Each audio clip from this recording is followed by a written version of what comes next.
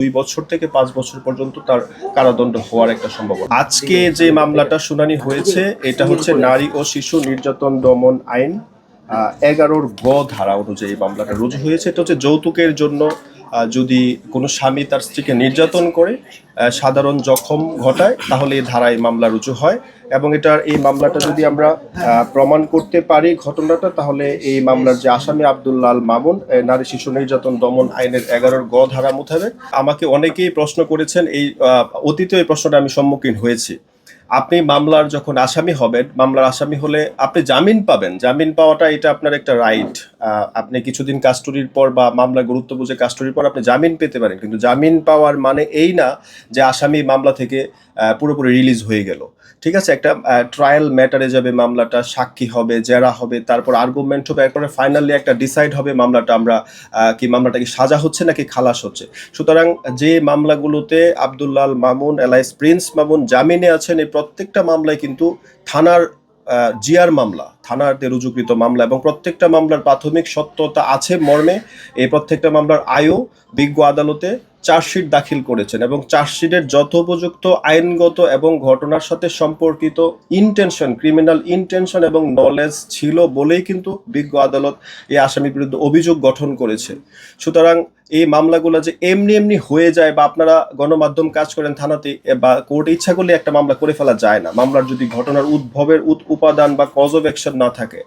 তো এই প্রত্যেকটা মামলায় ট্রায়ালে আছে, কোনো একটা মামলা কিন্তু ডিসচার্জ হয় নাই। সুতরাং এই মামলার ভ্যালুলেস বা গুরুত্বহীন বা আসামি খালাস পেয়ে গেছে এই ধরনের মন্তব্য করা বা প্রচার করাটা আমার মনে হয় এই মুহূর্তে শোভনীয় নয়।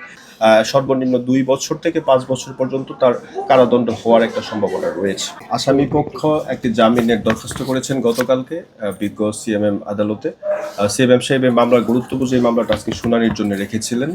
তো আমরা বাদী পক্ষ এই মামলার জামিনের ঘোর বিরোধিতার জন্য একটি দরখাস্ত সহকারে বাদীর উপস্থিতিতে বিজ্ঞ আদালতে আজকে জামিনের বিরোধিতা করবেন এবং আসামি পক্ষের আইনজীবী মামলার গর্ভে যেটা উল্লেখ আছে মূল বিষয়বস্তুর বাইরে যে অনেক অবান্তর স্টেটমেন্ট দিয়েছেন এবং আসামি পক্ষের আইনজীবী আমার বাদীকে ব্যক্তিগতভাবে আক্রমণ করার চেষ্টা করেছেন, যেটা আসলে আদালত নিজে থেকে এক্সপান্স করে দিয়েছেন যে ব্যক্তিগত আক্রমণের দিকে না যেতে। আপনার আসামি পক্ষের সাবমিশনের ধরনটা এরকম ছিল যে ওনারা মিডিয়া ভাইবের জন্য হচ্ছে ভিউর জন্য হচ্ছে এই বিষয়গুলো নিজেরা কন্ট্রোভার্সি ক্রিয়েট করে। তো আমি বাদী পক্ষে যেহেতু ছিলাম বিজ্ঞ আদালতে, আমি একটা জিনিস পরিষ্কার করেছি যে আমার এই বাদিনী মূলত কোনো কন্টেন্ট ক্রিয়েটর না, উনি একজন ফ্যাশন মডেল। সুতরাং উনি ভিউ কামানোর জন্য এরকম কন্ট্রোভার্সি ক্রিয়েট করার কোনো প্রয়োজন নেই। আর মানুষ আসলে কন্টেন্ট ক্রিয়েটর হোক বা আপনারা যারা অনলাইন জার্নালিজম করেন বা আমরা যারা আছি, সবাই হিউম্যান বিং। আমাদের গায়ে যদি কেউ টাচ করে, এটা কন্টেন্ট ক্রিয়েটর যেমন ব্যথা পায়, আমিও ব্যথা পাই, আপনারাও ব্যথা পান। তো এটা একটা ক্রিমিনাল অফেন্স ঘটেছে এবং এই ঘটনাটা আপনারা মামুন তার একটা পেজ থেকে সরাসরি সম্প্রচার করেছে, যেটা সারা পৃথিবীর যারা বাংলা ভাষাভাষী আছেন সবাই দেখেছেন।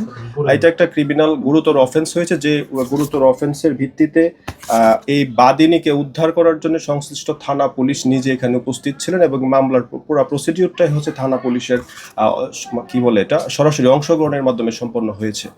এই টোটাল এই বিষয়ের গুরুত্ব বুঝে এবং বাদীটির যে জখম, অতীতেও এই বাদিনীকে বিভিন্ন ধরনের ফিজিক্যাল অ্যাসল্ট করা হয়েছিল, এই সকল স্থির চিত্র এবং ভিডিও চিত্র বিজ্ঞ আদালতে আমরা সাবমিট করে মামলার গুরুত্ব বুঝে এবং আসামির এই প্রফেশনাল অফেন্ডার, হেবিচুয়াল অফেন্ডার, এই গুরুতর বিবেচনা করে বিজ্ঞ আদালত আসামির জামিন বাতিল করে তাকে জেল হাজতে রেখেছেন।